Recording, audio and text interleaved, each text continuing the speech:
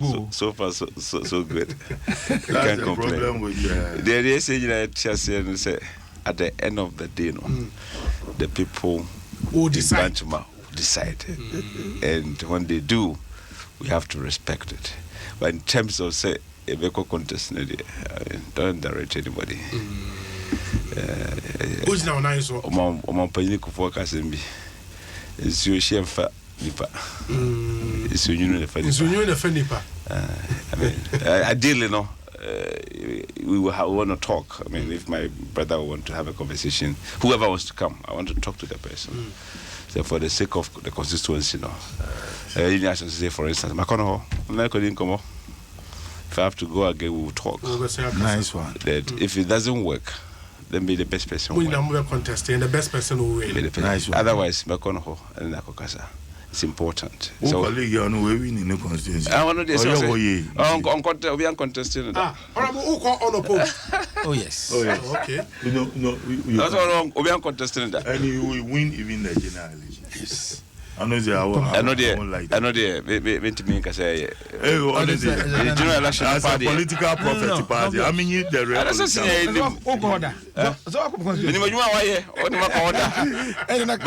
But no just over winning. Thank you. Say so this year Juma. And so we Saudi.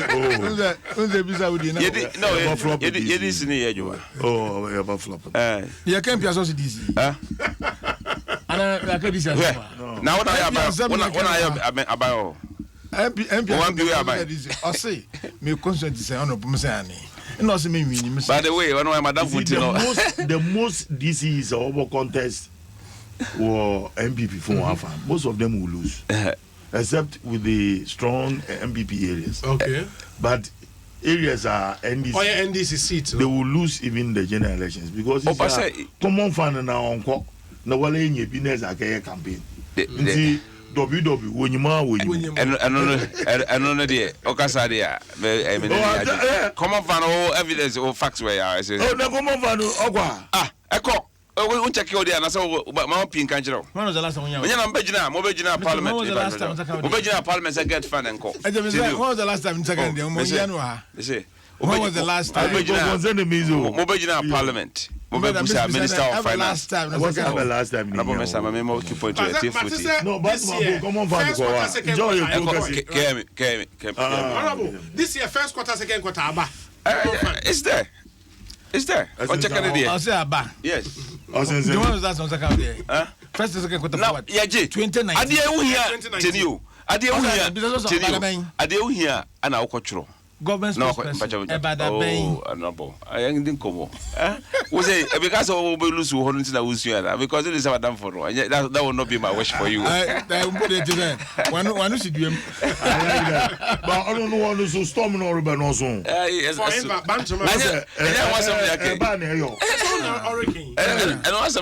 consider holding. But it's been like that too. What goes around comes around. I wish you the best for you. Thank you. It shall be well. It is well.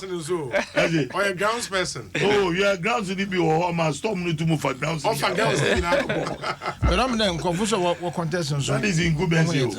And that is why he's saying, say, Obekomo. Yeah. And I think it's a good step. So, Okom Honas, I put my draw is better. But hiding. Minion, yes. Enjoying me, Mamma. Is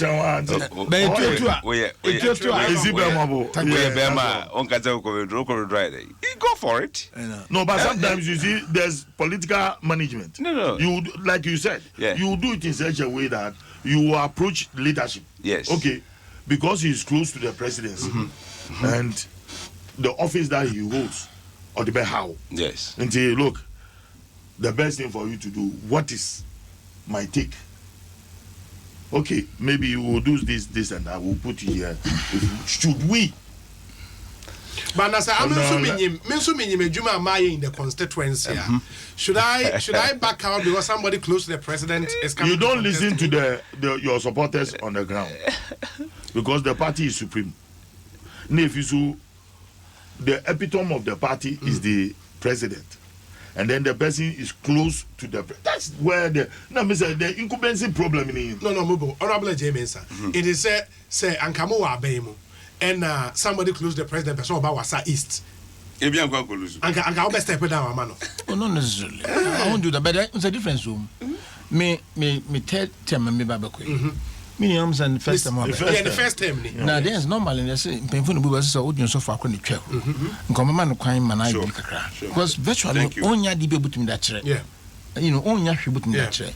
Nso bi na bokoma ya din chen uskamu a most likely be no akọ because me a government spokesperson na obi a government spokesperson so there udi be wa ban nim na so na minim na ho odin wo ne ma bibre mu nti won wo contest ni mudu nti I think say yes also no mbaka kokosa na bi say no mbaka kasa ma mpna wo ba withdraw na no se da bi because I ni pan so oba no all presidency no so on so we CP a onya do so ba withdraw nti no odin wona edin pa anya mo pa ma no e ba consistently omunya MPR who twice or thrice.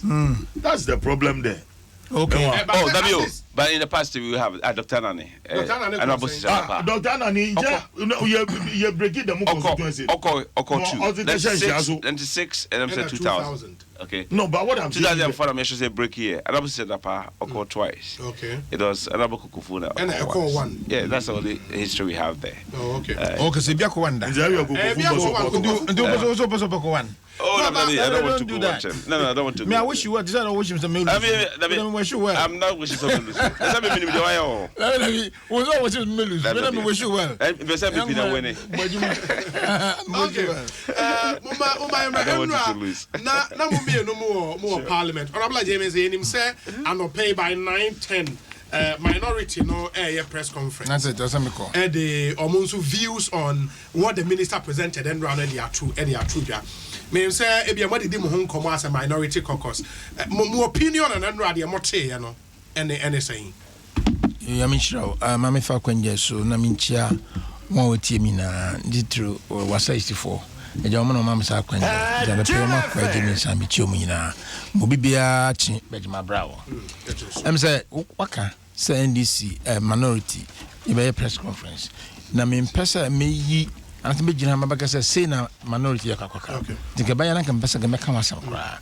Be ma be so matuma ntu kra. Aye, say ma be meka sa. Na by 9:30 10 says starting near the position to her. It was a minority in parliament no. That you pa na say you see tie war nura djumedia aye finance Mr. Bayen say neko. But ma be so there. Me so maka men masam kakra.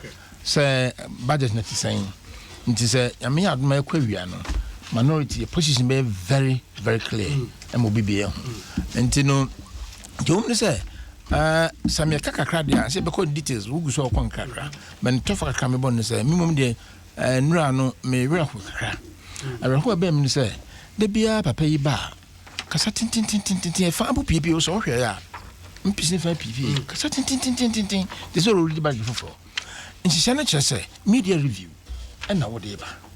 May you then what you may have just history, no qua and this is say bebre won. But so femwa. Me who's an assoyana me warning roads. In Dinama Bahay, make concentrate on roads, but they are basically in Crawford tea and Crawford and a penum coming power. Set tax to tum. A buying by was a hard and be penance and Bahay and Cambro for Bibre. Now, mom's own tea moon, she in infantinum tea, ye. In the buy and complicating your man, also you simplify no man.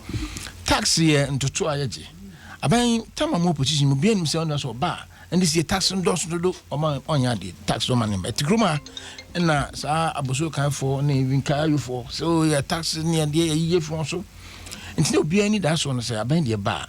I defend tax party or Chinuka. No mum or Shimukina a quite answer between their private studies or can. And no papa baby me. Say energy living a buy. Say, na penomo come on some say, patriotum.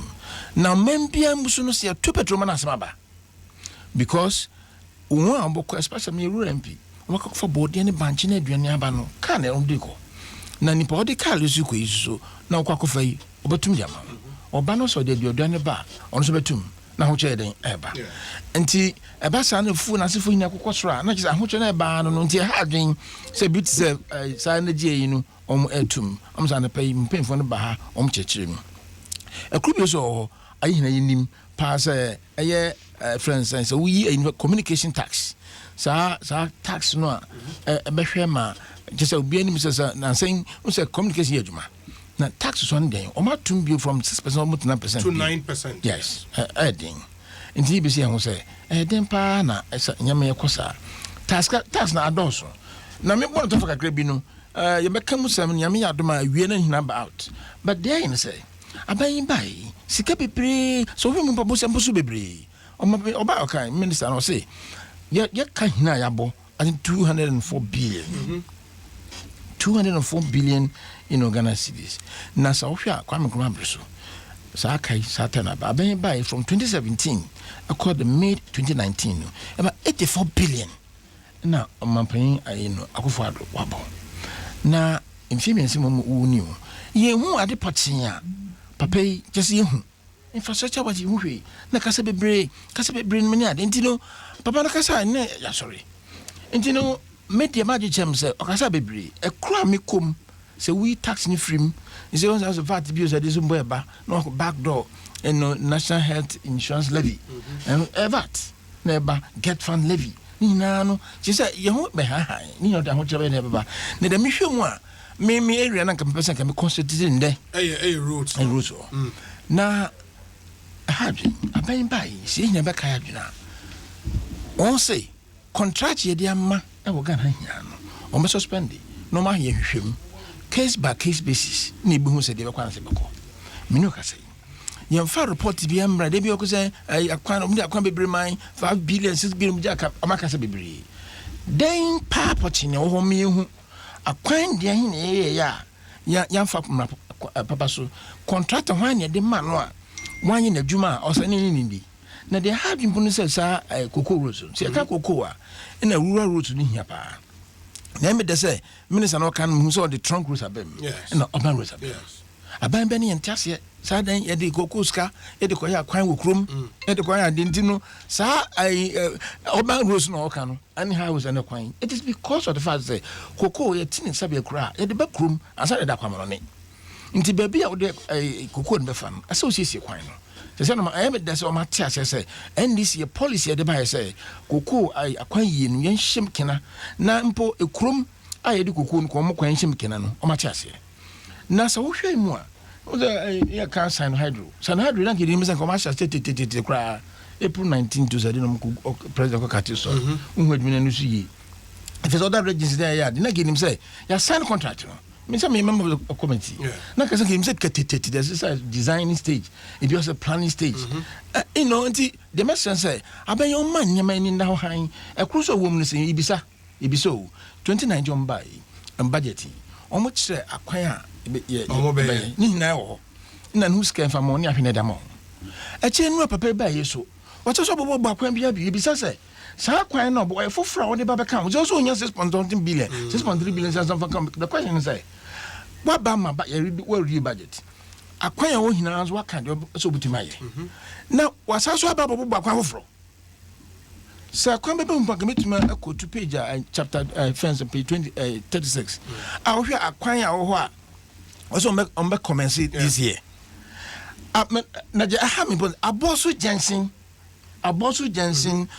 Daman Hunival akwan ya wie two of them 3 tranches 3 lots from here akaba akwan wo do Daman de ni I don't know go force yes a preference you know a development agreement say dream bia na go for so much company go nti abane ne just ye be ma good ye tax side be tax on ye be jai you just spend it in the fire kwan e man sa na ba sa dia nka tax be junior dey na ye jai in the year no fire sa kwan no mo dey ye we kwan aye fa so aye fa timbo o mo dia be mi say ye be sa kwan no afie and me tumi musa papa na ba ba ya no say ka sampa de chi no say ka den you mo sa kwan wo hina ye kwan ya hodada ya bresu ne de ma contract majority of them na ye do several stages of completion na ban bai no suspending na enti no say wo ba ba ye o pese o sa so ye no fufura na say me hu sa kwan ya kwan fufuro akwan bu ni di na ya kwan fufuro akwan dada na ba ne say na kwan po ya NDC aban ya hyase ya bibia wie kwan no two of the lots no oma deliver say oba road in friends hand over say deliver just wie aka ba kon aka trofo de house yenya de wie bibia aka sa safety fence safety science nya then na ban say saa kwan menu you best start na fee so in records na I won ran na de me kira ban say ahokyere ba ya kwan ye ateta pansam na ya ban ni deliberate policy and it's clear the bia ko be mu bia soti and say so we ya kwan ye wo de bitumi de gusu quota gusu na ye wo de beautiful sport improvement no wo de drains na gutters na covers na de beba na wo de abo no gravels na gusu no wa ram so wa siesie no mamre pem no wo de quota be gusu ne wo de normal at grading rules ehwe de ye aban ye o de bai ibisa say saa kwan de wahi na bugusu quota so mbere me ka kiro de wahi na gusu quota de wahi na ye ne friends sport improvement de wahi na go da bom santamsa it is also confusing say cocoa board tama omufa aban ebe mu no omo say ya suspend ne saa cocoa roads hina na omo ye auditing minu ka say yenya audit report bia na sebasa no chia kwan a so wujja ya kwan ena meka say so puteputira kwan the grade and caterpillar ya kwan no na say wujja to wade na e esai nti aban na sem no say o say anis for say ya kwan ni hina na metia na ya ro say hwan pa na sabi we ga na ni a we ya mrehye badwani na sabi wani da ho ni ade o say anis say ya ga na kwan there's no way aban bia betu ya kwan hina man no emu tre no ni ya kwan but another important maintenance aban bai we je maintenance roads na say no so we je maintenance contractors cost strike ani jom cost strike so officer katarise wom ani si aban waye adwuma bi na de anya de me hu sa kwan no publish de o se no ko aban no na kwa court no ko wonyai na kwan na teacher pansam now they are coming back na financial law to state no ana aba no because imagine say contractor ordinary feed akusi kwan so no otutu na rural yes me ho say baby wana the passport mko ye dia kwan no ye de ma contract no omo de mfide be si so omo tutu so ma dress nka na de you can't even use the road any longer now buy anka ayen pokutwa so nti I always been advising yamba me say akwan no say ene Togo sabi na ni Burkina Faso na woga na nkwan de a na mo fi some hwehwe mu a ye wa ba fro ni de o mo tuma ye but maintain the roads mo twa kwan no so abenya koram da me kwan na teacher pansa me wi na aye no on se say na mo wa ba na de omutu ahwempa kukrofo ni say sa kwan ni na ya akwan foforo sa boko panu road ye kan you know minister so ba kan you ready budget no previous year kan ho asem and this year e dey my contract a contract na ye also upper is for in 2 weeks or so o many budgets are there foforo bi akwan bia no aban wan foforo akwan wo hina ye kwan ho dada na development stages ne wom a mo ba ba ye nti o me hu de wo hin na ye di quota legusu de wo hin ye di asphalt legusu de wo hin na ye twa so the one in sport improvement and I said very clear na mum me person on back back no ma check on records no Abosu Jensen da man Huni Valley road in there e kwan ya wie anya kwan say ne ba be so hwemu so person mechanical draw 36 or say for instance akwan no e hina no in the course of the year Mr. Speaker, in order to improve the road conditions and protect lives and properties across the country, government has programmed a number of projects to commence in the course of the year. Thank you. And projects no include Entiadoso mehu in Sutabe Posu. Abosu Jensen. Let me see. Okay. Abosu Junction, Huni Valley, Daman. Yeah, it's one of the first class road. And it's a buying it takes out to say both decisions there. You go to development agreement. Then I bind the bishop saying Babasha say. You know, information in Nano and your papa. Omoko back, no you need. I may put it off in Nano. The Mama buying a cassan in your debris. And I say, Obian. A quaint dear who no more transama a papa and this year. Now, a quaint say, if you don't maintain it, because cancer faso. By maintenance, I am maintaining. And they say, you know, a friend say, a man, Quantibusia, you contracted a macro contracted the one and you demand anyhow. They should publish it. Again, you're start telling you, Sako audit no me, Coco audit. They should publish it. I won't publish it. Yes, near Obibia, the young room, and you see it, we are being vindicated in the sense, Omoba no accusation, na Kuromusu Yatiko go.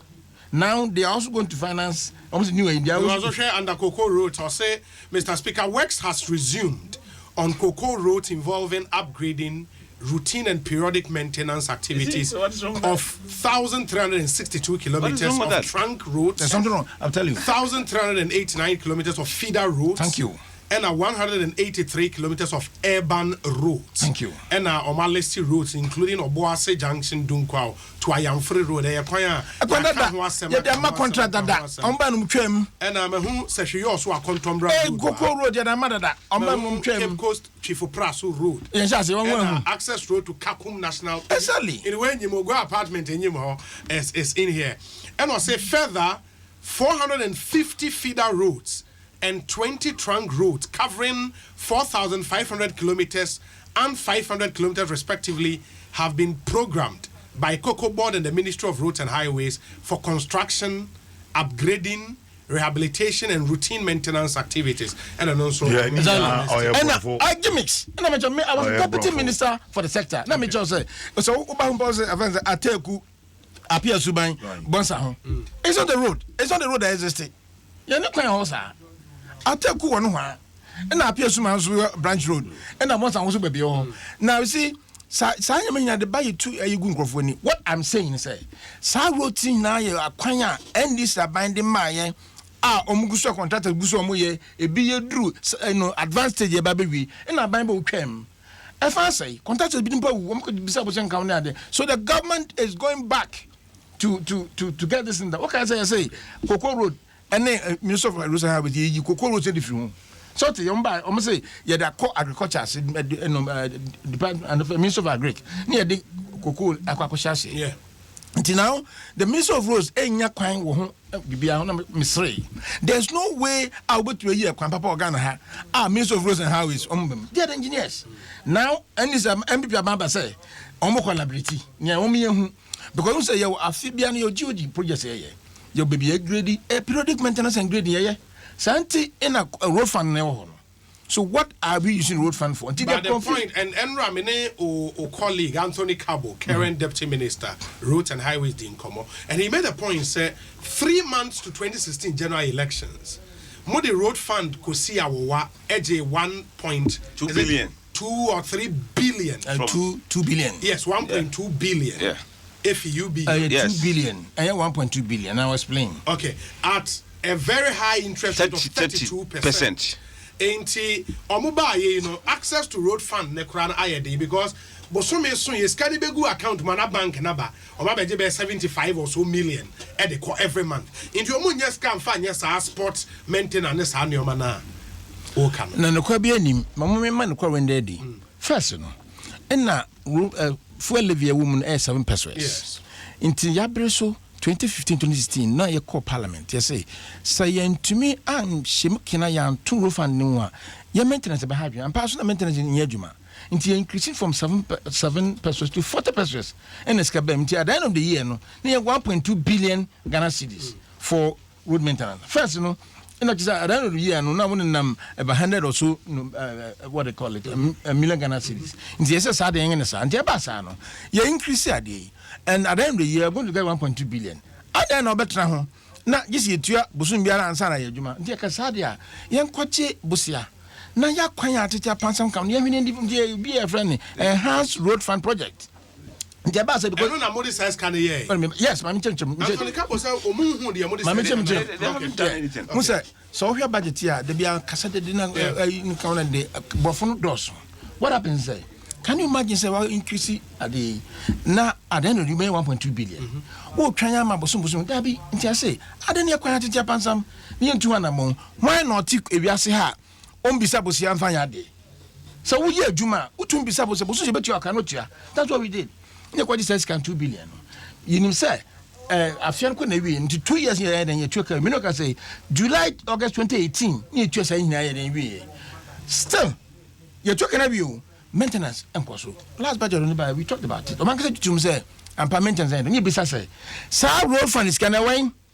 So from July 2018 to July 2019 I'm not say Sikano abem 1.2 billion. So what are you doing with the money? But that 2 billion loan no most of the year then. About 600 million Ghana cedis now accounting and I say I'm challenge about 600 million Ghana cedis ewum. Meaning say no use 1.4. Yeah, you should be yes. The issue is say who the you the car you decide you tua a car na contractors over there. Contractors were happy. At that time, your snake na your sika amuka joma panyin ko fona breso. Amuka disika e was snake ho e dia kwan. Tie ba en sas kana ni tua sa ni na wie and na sa contractors road fund maintenance you the tua wie and I say this you can add the road contractors association road fund maintenance project you tua amuka nya de ma omo. But the issue is that once akwan no we akwan no we do certificate ba na you tua ka man say akwan 3 years. Obi an ho asa the contract man obi tua na ka front. We are Juma, no, and she had the man, Mammy. Until also time about I could send a catch and for. Road said my contract Nasifonia didn't would do certificate by near Chevy. I buy and trust all. Until we as far as I ban the buyer, ya just answer and wo, you just can't go where I'm to an man, not trust on buy and no suspend a coin now. And I'm not going to say, road contract only because my back at home, some people we. So this government goes around and tell people say, quite up and some Macron, whom is on mobile 3 years on coming, there, pa no my work. They have not done anything. In the couple of one him, Frenamini Millimeter, offer fasten, Ramus fasten, non. The question is that I bear me who catch an outdoors. Roads knows where John or on it in a way. A report there, and I'm telling the government, both GOG side and a cocoa road on Family. But me more be who say, I quite back and some to say, Ibisa, Obisa, I can't for fraud. Because it's strange. And I say that and I'll buy it soon. One man said the way. 2019 bad to be ready. Media woman. I said, oh, ya can be. You can say best I can we. Won't me actually. Then you also bring another information. I will tell him your Google phone. The question is, is it baby? I say, why budget? Now what say you must ask your best I can we. Now by media reviewer, what's also about Aqua for reading? Are there new roads or you are just repeating? You are repeating. I by way are just confusing. I mean, me kono. The one who say, the man about so Jahuni Valley Road no. I could be some tom omi film kwa wi kwan no. That's honorable Mensa, government spokesperson. What's here were down for any or more press conference officially to respond to Enra, the finance minister Ide Kokotu Jano. By initial issues that were raised in a day na Mokafa. Yo obi yamfanchi ma wati fo nyina yenu na ma mo bantoma fa kase na mo aban na pamfo nyina na senior so aja bia yetie no tino and this ifo mpeso be communicate as we really from enye na me nka se corrupto ebani voice o du mun corrupt na you free man that's no yetie no the bia yetie no and this ifo za mam nka se it's a fact na ye nka se bo ndc ni ye mam bo ye na me nka se minia anobo James Saka se kasa tentre en topon kwa ebi no waye ha no pai NDC ene kosi sai questions say what parliament do nyina fa kwa ho mo ye wi an kan sanke mo busa questions that's not okay me no mi nyina na road and transport committee kwaji road fund mo se mo de yedai in one point mo se mo de tuaka another point mo se mo de yakwai e wo hene fa just cannot more connect almost about 700 million. We have to pay. Before us, finance committee and road committee, they told us. So Omujis kana obi de na wakano. Omujia, the kutuaka. Omujia 32%. Even the buyer within a matter of 6 months, 1 year, first year, and they refinance the buyer 21%. What were you doing with that money? How incompetent? That's not here. That's not okay. NDC and the Kosi say. But so what said your mode? Me say no why Obi, na me nim kura say wo one deputy minister of Kaba Dika Akasa. I didn't know. But the ono Kabo Kachire ono consistent with the meaning at the committee level, road and transport. Consistent with it. Oh, okay. Very consistent. Yeah, consistent. Very consistent. Movies coming in a man find a way. Very consistent. What you make I say? And he won't bet you say, I can say NDC and NDC. A dear NDC, yeah. I think so. We should focus on the budget. I did not a minister was watching MPP Yeri. In you, as you know, by you bet me a catch the say. You will 4 years according to Ghana mandate to go. Ubejina can 3 years, but my catcher was say try about 2.5 years. At least any BBA crown. You will be about 2.5 years, and I say 1 year, 4 months a day, no ye try. You buy and she say no, I see you say economy not to happen. Sikasem enkoyi bank egu and kania edumbe fienai enya capacity issue management issue ye buy a mrante ne mabawa enam se mode mo hihye bone a NDC ye ko share IMF program asenti no adwuma kurantimi fa bi graduate unemployment na ho dia beto ye no economy in a mess, big crisis kone koye energy asam kra mo ko hihya uko wi ase me no mienu excess capacity well over 2,000 and na ye tua hoka 2.5 billion a year. NDC incompetence or create loot and share. Who can say? And now say the results. The Okanina effort. Me say the Okanina effort. The results and the account to. And I'm Ghana production. Where are quite who produce? And I'm production in Ghana measured by GDP growth rate. Akusi say no upon me dan why ye I didn't hear the say and the other say and me no mienu people are suffering me say and me no mienu ye ni am a bio upon you to pass okasa no ha e man nya den sa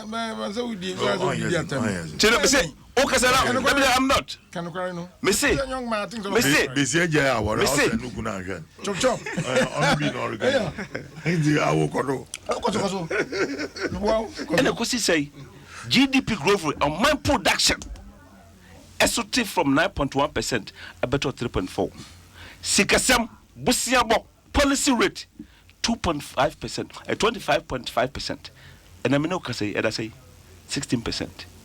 Kania ejina so obetimi debate when I solve the any man say parliament crown you're begging for credit.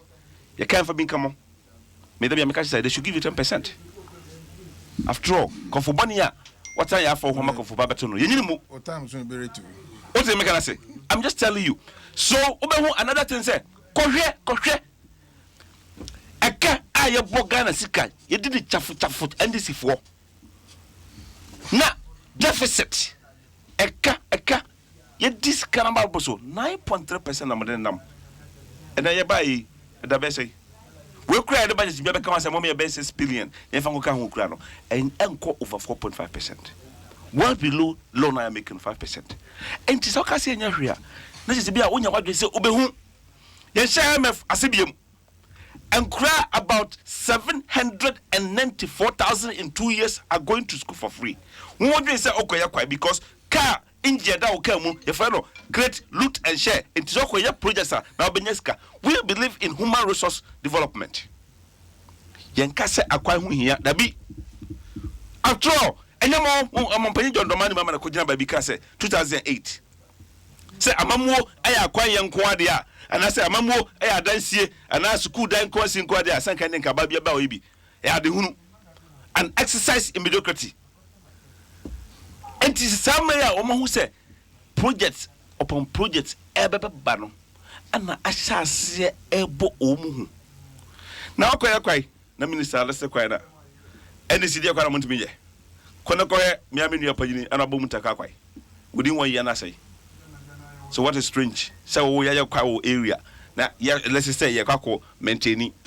You don't maintain them, you refuse to maintain them. Them. What is wrong with that?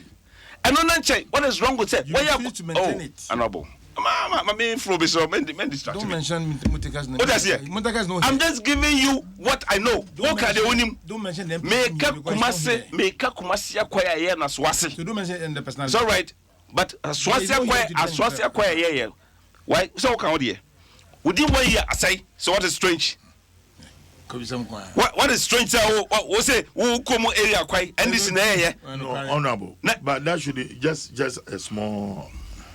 That shouldn't be blame on government. It should be blame on the technocrats who are the ministry. Even apart from that. But what was he doing? No. Master. Tell you. We have the same. Yeah, Master. Because they stopped the maintenance work. Obi. Yes. Unti Duma. And a claims audit. 2016. Audit annual report on claims. Yabafona. And and is for Muntia contractors. There's no problem say about your contractors can da. Because ya ban ye business di. As some minister can say, okay, Monfa mo invoices and running to ya. E ko wi assess obekaya or copy of that report. 5.4 billion Ghana cedis of claims are na emubi ye tueda da. Is abeji. That's how much we save Ghana. The audit our Cocoa Road house today. What is wrong with that? Bring the result. We save that much money over claims, 5.4 billion. And on chain. Oka Coco Assem. Minumiano, a Biana finance committee. In the last days of NDC, Cocoa syndicated loans, Sky Betoho. $400 million. Omuti mi make sure say within December kwa umadi zibesis karamanako. Within December. Abra wunim sa Ghana sika kokofo sika daho ayedi koya kwai. Eya only 1.6. No come contract well over 5.1 billion. And you know, so but now catch say MPP for buy enya hwia. I just want you to understand say the befa free na I'm a forecast and myself my Ghana. Say all and near my just show my sikasem echo wrong direction. Where is Kasem budget as many can? Within 1 year to that by the end of 2017, that narrative is necessary. And near my shall see echo right direction. Busiambo IFO. Banking crisis a car mujato over 11 billion and it is over here. Over solve microfinance, I solve a friend say, I solve savings and law. Then I'm almost about 14 billion. Monamoko so I'm here, a man go wrong. But my Bijinaka and carry. And what is the end result of NDC4 and Yuma Amuye? Cocoa outcome was some cacosum. Mofa Coco say, Yefa 350,000 metric tons. Mampanyiko for the could see 750 metric tons, 1,000. And my penny mills, I don't call 1 million. And a mama, my penny John Dramani, my drop because I drop pickle 900. Oh, penny 900. The records are there. 996. Jamaica, Aquasiana say, Obeka Road, not the only say, Anabocas and become yam shimmy. Or say, MPP for your Kasaya Casano, Sabi Yabaku here. With all due respect to him, if he's sending some Nokano, maybe be, and it be a SSRD. I'm it's very difficult for me to use that word because we're Madame Fupa. William, men on to Parliament, and on the design of the lots, Sino Hadru, 4 of the lots, 10. Members of Road and Transport Committee, AB Adanawa meeting. Parliamentary, vetting, at least minimum the me interest pie me Kumasi inner city road 100 kilometers any approval design you share parliament if you cabinet buy as some making obi any more than 2 months of course na an aboni meeting I say 555 million euro. I was there. When you were there, very, very happy. It is now going back for redesign. Very happy. Is it a trick? Tell you. Also, design review. Now they are going to redesign again. That be saying the members of any German Ghana for. Menum honorable. I are members of the Road and Transport Committee. I am only design a bachelor. If they have to redesign it again, I know there are technical issues. But the only now, our design of the road, no bachelor. Me lucky enough, say I'm finance committee. I want Sikasam by and so. I approve my report. Be no parliament echo as a CM no say or ministers are massive for Chemaquayo. But Ubajina have a catcher as a Sana Hydro BBNC. And are you telling Mr. Ghana for in Tijuana? What you told us right now, no say, he in see, Sabi, Nyano Quarry. And Nyano Quarry, and some do not know NDC for Mubi Cano. I yet Sabi, and some person muka propaganda no Sabi, Oman Sia Bibian Frimu. Now, only I can't some. That's what I'm touching now. Sabi no business with me. And I'm young.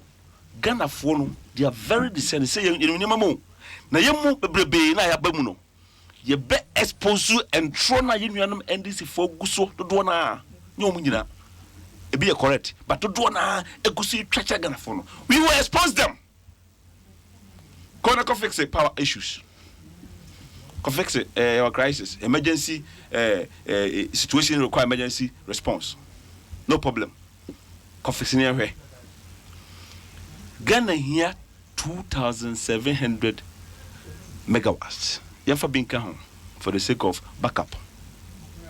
And I said dependable, you have been count and compare 3,004, 3,005, whatever it is. I could be as a Mokofa say. Mokofa 5,083 megawatts nearby. Now I don't put any problem because yes, you believe in rural electrification. When a chance here, I'm for until we can continue. What was so my idea? No problems. I don't have a problem giving you credit. Point of correction. Point of correction. I'm sure. I'm for the two as we. So I can't go to sir. I stand to be correct. No problem. I'm not. But they make say. You have a twaso. I'm paying for the twaso be. I'm a most of the twaso. You buy and so you go so twaso. And if you have excess capacity now, money in 100% electricity, you still can do some of it.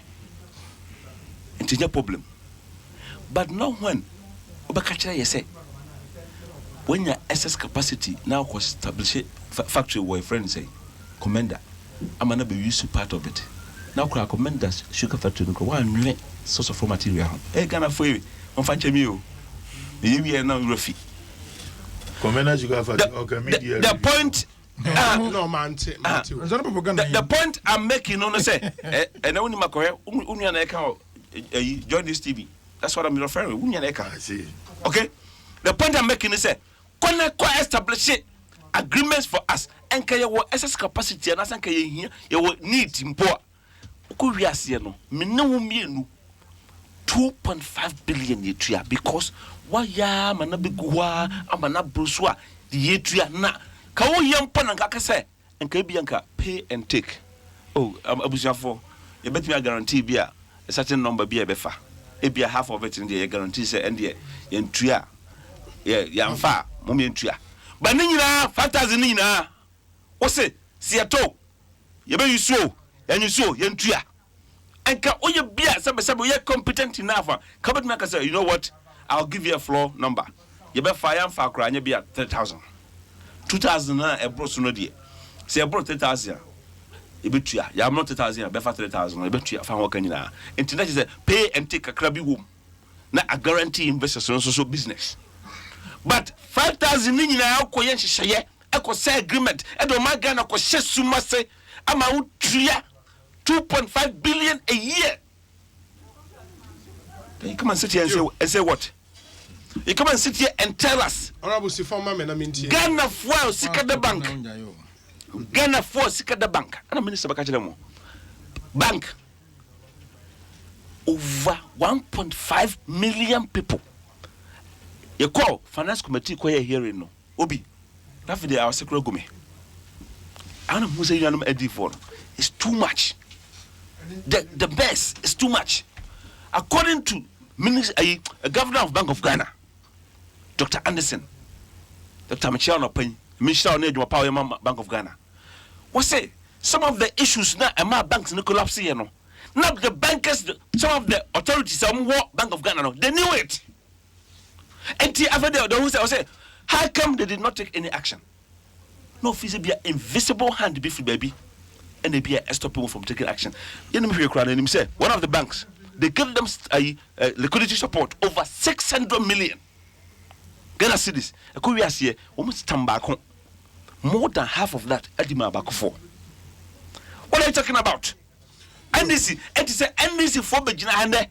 Number yo mo sebe and Marco Kode Kune or qua certificate of Nusio no banner for the booster say.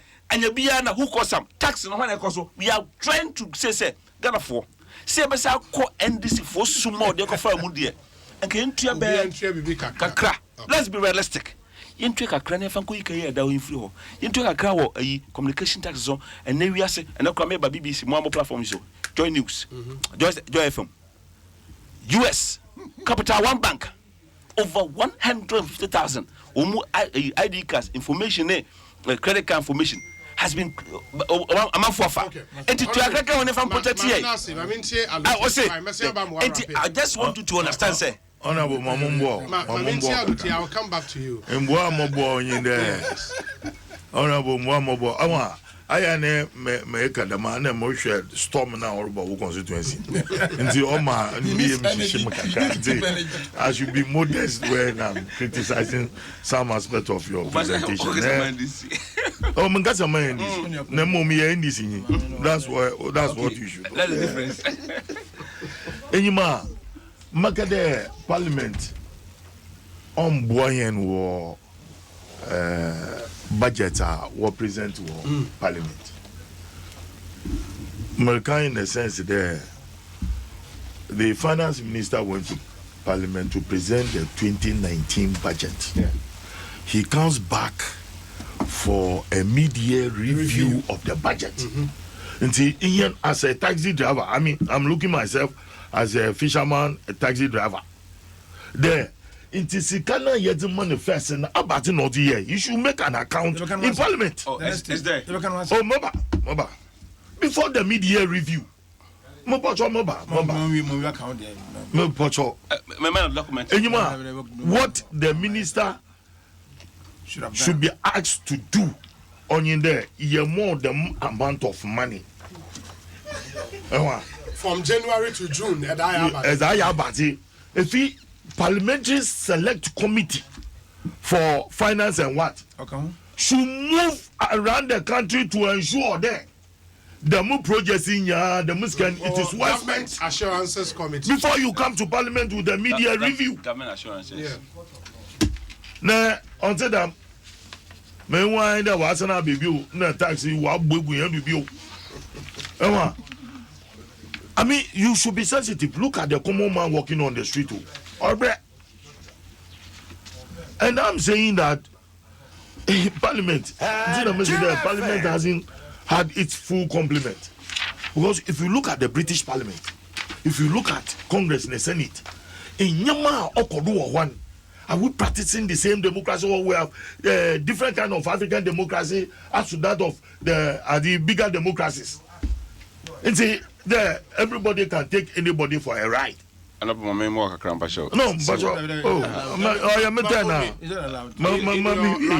I mean, that's my worry.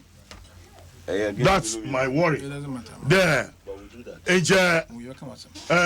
Wabi, na Wabek Shenyan, Yayedam, Sike di Shaha, Yenzanta, Yenya shortfall, Inti, Wame Yentuma Yaye, Inti Dabenda. Now, because of our partisan position in Parliament, into Oma Obipo Wabenman, also there, Obutum draw the attention of the minister there. Daminoti. Until the whole burden is on the minority there. They should prove the Madi 1 year and then the more to them. But enjoy a Parliament and Ghana first. As all yen. Just to debut. Apart from MPP are buying the flagship. The free SHS. Minimum any priority because if your budget in there's no priority. Where are our priorities? IPEP new 1D 1F. Oh yeah, only sideways are here. Almost as in you win the votes. 1D 1F. Yes. I'm seeing some coming up. Yes. And I will recommend them for that. Yeah. I'm seeing some coming 181 in different stages. Is on try test. Thank you. I mean, it's a fact. But I'm here for no twin chat. Only here PO. Here, our major priority in this country are our roads. Roads, energy. Oh, yeah, because Sabi the fracture will be here, but no one in feel grassing and one you know hospital. No one in Abuboya on your ambulance. No Butum are driving smoothly to hospital. On you there new quick mana Wayan, road in your good into Wotumako on Lady Ban, Muwini Star. nti so okona was a one ye national health insurance card bibi wonu kotoku mo obey den ozibotua. Let's have our priorities. Say yanyendam na funtum from bibia mbedi yen bo a Ghana fusu de bia wo so asem obakan there. Aban ye hie yo aban ye dem mehin no aban ye dem mehin no na yangasa so impa yin no wotua tax na aban enye ska na otum za ye dem nyama. But because yen yari like this roti ma menia ajeme sanriken from Boga Difa adi wofan Zebila to Boku Rodi oyaza wo shase nti Eastern Corridor oyaza wo shase damuchu for Prasu Road eche oyaza wo shase. Now you ask yourself why truncating those projects? It's the black man mentality just to undermine your opponent in the truncating the more projects and actual projects now my projects now deteriorate banana. That's what we need to ask ourselves as a nation. Until normal America there, we shouldn't allow the auditing of cocoa roads to go waste. Ghana for or the young there, cocoa roads now was mine. Contractors in E from here to here kilometers in no ya him. Was it worth the amount? If it is not worth the amount, let us ask the technocrats at the ministries. Yeah, people should be held responsible. Yeah. Na yangasa ya MPP NDC ya politician ya to extend there as I am musumu. That's where we are now. Ayama Mayobi. And they have the right to do it.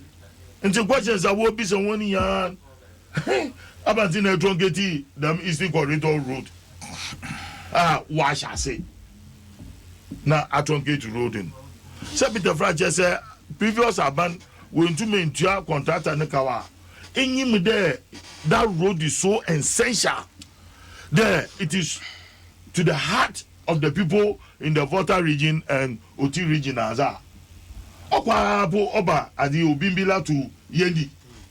Until you know there, I'm also about my power. The enclave say Etiba for Kumasi to form Tamale to Kumasi to Accra. Edifa Wafan Yendi. Ediba Bimbila the buffer Nkwanta the far Adi Nez Bodungrana or you're shorter than that area. Into where are our priorities? No, I truncated the moon road in banana signing hard. Yeah, then Yamiasi. But then you have caused harm. You cause harm. And it is a very huge cocoa growing area. Say a cobabu sapone the ya. Aban Benyan Fosun because of the cocoa roads. And see, honorable. But not to get a lot of this route. Nah, beside there, Ninta saying then. Banana route in you to where when you see at the Chufu Prasu, Cape Coast Chufu Prasu road here. Well, yeah, but for many more Kaka. Oh, you don't do you go up room no what truncate road. But in your Central region, yes, any tourism. The number of patronage Kakumwonian in the way reduce by 70% because of the road. Because of the road. It's economic activities over the road in Ninya Ayo. Unwana warrior restaurants in Ninya Orugu. I'm telling you. Because I'm telling you a fact. He's there. I'm there. I go there too. Oh, near go there and near to go to Brass or oil there. That's only Kumasin. But more than boy you in there. On your Brass road in Yana was say you. In Yana pa Mfum ne Ezuka and Kakur Jankobo Wawasi Zukonya road in your good. So you ask yourself, into this small portion of road from Akafo Junction to Wafanden Kakum National Park onu so yeje adwumban nom ye nesisia road ni nya tutu adwumbana na aya abrofo ne wa wo send wo mo na ebinum abrofo no wo swim wo mo pool wo ebinum so wo bejizi wo restaurant wo aya wo sena some of them will be asking your road. Yes. Any accident will be fatal because you are tourism. Say Emma adi a monthful visit to tourist areas. No accident here involved with and it goes via international. Oh again. If he Maman Kasam on the energy sector. Look, let us stop doing politics with our energy. I agree with you. It is the habit of this nation. I agree with you. Stop it. Take the responsibility and let's move on. Let me say, stop it. Stop it. Look, it will be better for us as a nation. Stop it.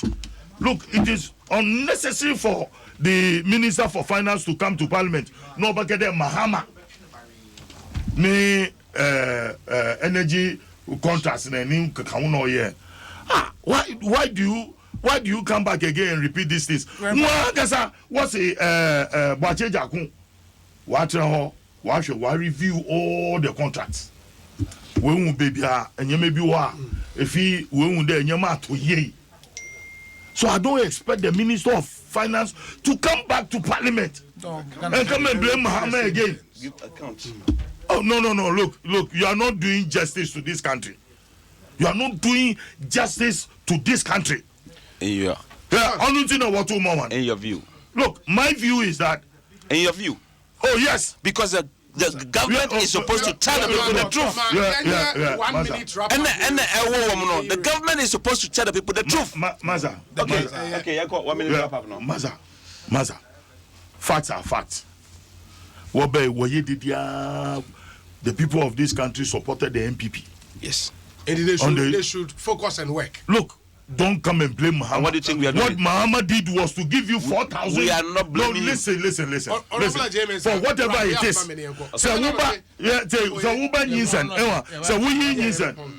Oh, my wrap up. So we yinsan.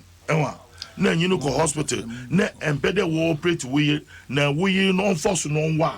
Na so obowa. Aba choice. That is why Muhammad whatever contracts was to give us 4,200 power generation plants. But you don't do that to harm the baby's future. Oh, yeah. Look at what you say. Thank you, Chairman. Honorable Ochem, quickly. Quickly, no. Now, Mr. Seminia, Honorable James Subekabi. Say, in your opinion, Council for Parliament, Yamboa budget. Ebia winim parliamentary oversight committee BIA. In fact, me ba parliament chair. Me a member of road and transport committee. Min ko ba bia kra no. Wa ko minu ya ikrum. Wa ko kujo krum akorewe. Ba ko tema about akorrect ma rabat ya built. Ba ko takrade port expansion no. Ma ko Pokuase, ma ko Kumasi airport, ma ko ho airport, ma ko tema expansion na ye wo French airport ho no. Until we do those things. The medium of communication. We do those things. The medium of communication. Because here Ghana for ni bacho mesro. Eto so mienu no. Me pese oya we. Logic ben na ya na yenu and this for the kasai. Logic bay. What is your logic? Ye MPP for the ye ba hasi be dia gro. Ye mpe vote. Ye nim vote pe enti ye be sheda abu ye trim say ye Ghana for. No way. Ye pe vote ni bi. I no crunch say ye go kan de anya no kure. You won't say a vote. I am man for choir. You see, a bansi or Jainoa or the tenor with the womb, not to us so. On Casa on you. Oh, Shum, what is wrong with that? I'm taking over from you. Let's see what is the cut-off point. What is happening? What am I wine? And then what I could do, go straight send a womb. No matter where my back was so, and I'm not say, a buyer committed 3 billion. Say if I go here, or the twasso. And what is wrong, said to come and question, say, why did you truncate it? There's something wrong with that. Truncate after doing cost and benefit analysis. There's something wrong with that. You mean here wrong, woman, Jim Joe.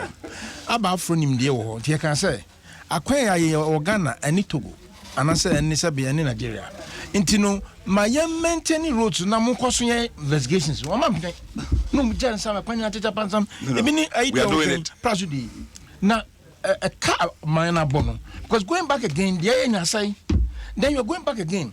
And besides, Yeti Kroma, no society, $10 million a year, you use for a first audit, cocoa rules audit. And when this money could have been used to construct and maintain some of the roads. You spent $10 million ago, just talk, the auditors now, and I report, when we are not even seeing the report. The person say, Omo answer question now in the parliament. The Minister was called to come and answer the question. Now in the parliament make out. Okay, sure. MPP Kasano Dawson. Madam Miboni na Tofano. The Miboni, the person say, a bad way buying, or the senior say, and the pepper beer and this bay wa Kwanhono, or Besseno. Intino Onkasa, Ubejai. Now, so Ubejai, my 2.5 years now. And I can assure you, sir, even a company you put one maintaining a bessay, Sana Benyaye, no about say, your friends over Bessa Kwan, Cabefe. So, because I quite between any, then you are deceiving people. You are telling kind of what's that? Sasani Babia Kwan. It means a bandway will lose track. Now, but so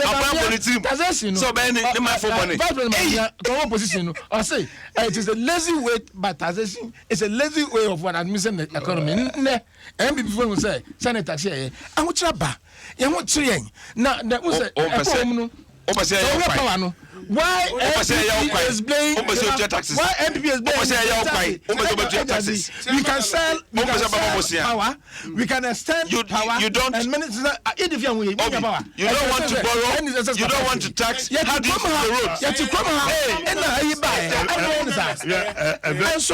And so, excess capacity, use it. The rural area, they need it. Yes. We extend about 42%. You don't want Ghana to borrow. You don't want Ghana. You don't want Ghana. Tax. Mama, you we are hypocrites. do it. You insult the rural areas if you say that you will not continue with the rural electrification. Oh, we don't say that. It's an insult. Yes. No.